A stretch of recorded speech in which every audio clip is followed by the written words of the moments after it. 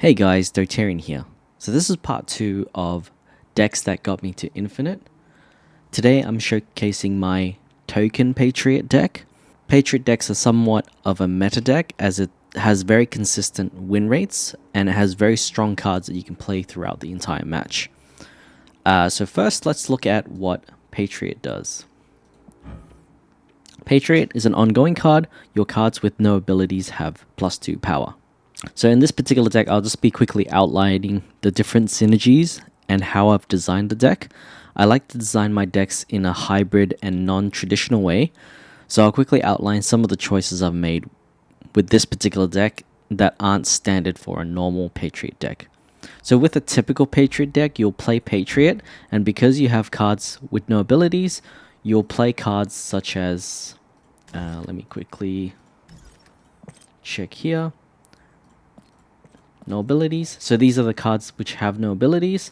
You can see obviously Misty Knight doesn't have an ability. Cyclops doesn't have ability.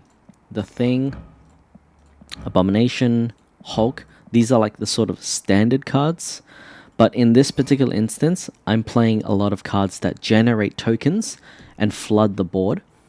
And those tokens have no abilities. So you can see Debrii generate rocks. Rocks don't have abilities. We have included Shocker as one of our cards, but we have more cards like Brood and Mr. Sinister and Squirrel Girl, which all generate tokens. So the first card I'm going to talk about, which is slightly different, is Antman. Now, obviously, if you're not happy with Antman, you can swap out Antman, but I find Antman is a particularly strong card in this particular deck. If you have 3 other cards in a particular location, Antman becomes 4 power. Now, Antman isn't the typical card that you have in a Patriot deck, but I find that because we're going to be flooding the board, very often Antman will get you the 4 power. The other good thing is that on turn 6, you can play Valkyrie, which is another card that we have. So if you don't know, Valkyrie's power is on reveal, we set all cards in a particular location to 3 power. So if you have 4 cards in a location, every card will be set to 3 power, and thus both sides will have 12 power each. But because Antman will get buffed to 3, and then his effect will trigger, you essentially get an extra 3 power in that location and win out that lane. So Antman's a really good target on turn 6 for Valkyrie, or another cheap card to throw down into a lane just to squeeze out a little bit more power. And there aren't many situations where we don't get that full buff from Antman's ability. Next card we have is Squirrel Girl. Squirrel Girl is a good card to put in this deck as it's a very versatile deck, and playing this on turn 1, it doesn't tell the opponent that we're playing a Patriot deck. If you play this on turn 1, in this particular meta, it could be like a Kazoo Blue Marvel focused deck, it could be a Destroy deck, it could be a Galactus deck. There are other deck types that use Squirrel Girl, so it doesn't give too much information away in terms of what particular deck we're playing. And obviously the tokens that the Squirrel generates, they have no abilities. Squirrel Girl herself does have the ability, so she won't get buffed by Patriot, but these 2 other squirrels that get generated, they'll get buffed. And this is the same with Mr. Sinister here. So he generates a clone and Brood, which will generate 2 tokens. Now these are prime targets for buffs, and you'll generate a lot of power with just these 2 cards. Mr. Sinister, so because he splits, he'll be a 2/4, 4 power generated. And then if he gets buffed with Patriot and Mystique, you can essentially generate like 10, 12, even more power than that. Same with Brood as well. Brood just allows you to completely flood a location really quickly. And so you would be generating like 16 power just from this one card. The other reason to note is we have Mr. Sinister and Brood in this deck. Traditionally, Mr. Sinister and Brood are more played in like a Cerebro deck, like Cerebro 2, for example. Cerebro 2 will use Mr. Sinister and Brood. So it could kind of like throw people off when you play Mr. Sinister on turn 2 and Brood on turn 3, they might think you're going to play Cerebro. I mean, Cerebro and Patriot kind of do play in the same way, in that you just have one card that will buff your entire board. But it's a good way of just throwing people off to say this is a Patriot deck, not a Cerebro 2 deck instead. Alright, then we have Debrii. Debrii is, I think, almost one of my top 5 to 10 cards in Marvel Snap. Just the fact that she adds rocks to every location, apart from the location that you're playing. It's basically, in this particular deck, just another Squirrel Girl. So for you, it's a Squirrel Girl. You generate rocks on your sides. Those tokens get buffed. But for the opponent, it just allows you to disrupt their game plan. Sometimes playing Debrii by itself can completely shut down the opponent's strategy. So for example, on turn 2, let's say the opponent's played on a certain lane, and you throw Debrii. Debrii will generate rocks in those locations, and it could be a Galactus deck. They could just retreat straight away because they can't play the Galactus. So just this one card allows you to disrupt the opponent's plan and block off certain locations for them, because they might have too many cards in one location. I'll just quickly mention the traditional cards, Wasp and Shocker, that we have here. These two cards are our two non-ability cards. The reason why we've chosen Wasp is a very cheap card that you can just play on any turn because it's 0 power. I mean, we could throw Misty Knight in this deck. The only reason why I haven't thrown Misty Knight is because we want to have less cards that also get hard countered by Killmonger. So if we had Misty Knight in this deck as well, we would have so many cards that just get destroyed by Killmonger. I've thrown in Antman and Squirrel Girl as our two 1-drops, but if we had Misty Knight would also just get completely wrecked by Killmonger as well. At least Shocker is a card that is not a 1-cost card, and so she's not likely to get Killmongered as well. Now, the other thing to note is, because of the way I'm playing this particular deck, I've kind of made it like a token hybrid Patriot deck. You can choose to swap out some cards and put in the more traditional Patriot style cards like Misty Knight if you want. If you don't want Antman and want to put Misty Knight, you can. You can obviously swap out Brood and put in Cyclops or like Doctor Doom. Those are some other noteworthy combinations that you could put in. But basically, the idea is that we're focusing on Patriot to buff out our non-ability cards, which leads me to talk about Patriot and obviously naturally the Mystique as well. On turn 6, because you have 6 energy, you can play Patriot and Mystique on one turn. Usually I like to play them in separate locations, just purely because that way we can't get Enchantress and remove the Patriot buff. The other card is another buff card we have is Blue Marvel. Because we're going to be flooding the board, our Blue Marvel will be generating a lot of value. The next card we have is Iron Man.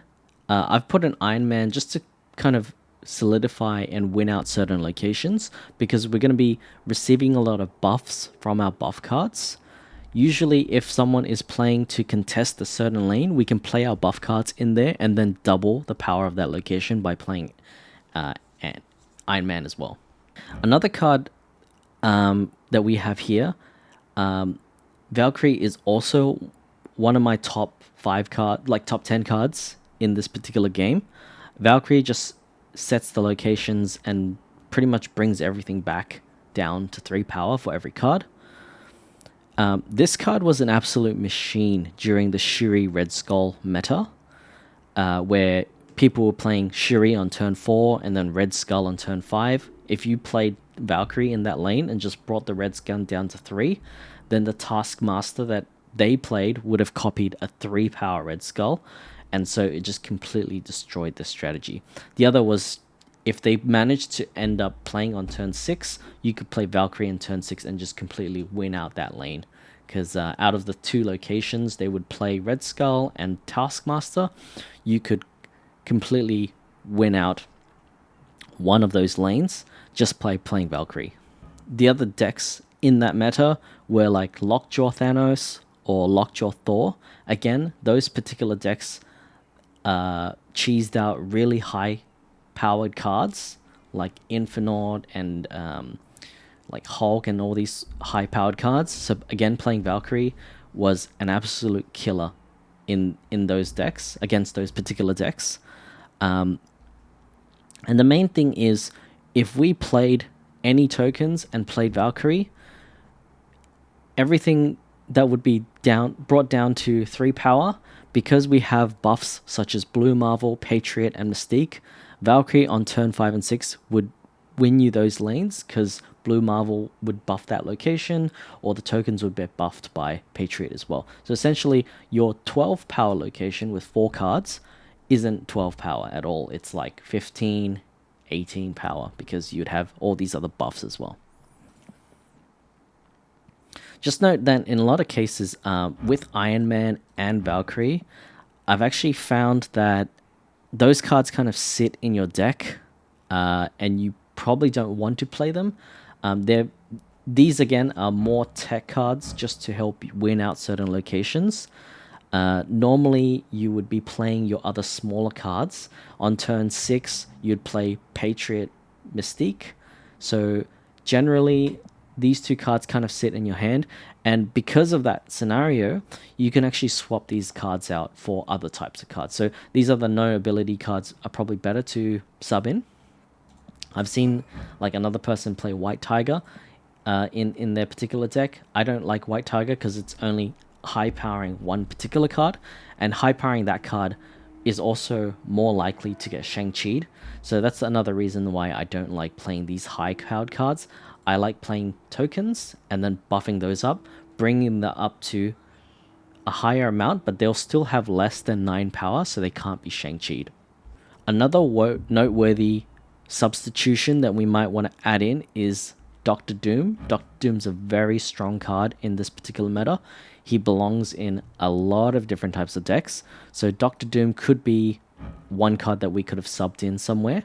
I've found a lot of success in this particular deck, but Dr. Doom is definitely something I would consider subbing in as well. And the other card that we would probably want to sub in as well is Ultron. But unfortunately, I don't have Ultron, so that's why I don't play Ultron. All right, now I'm gonna show you some games to showcase the deck in different scenarios.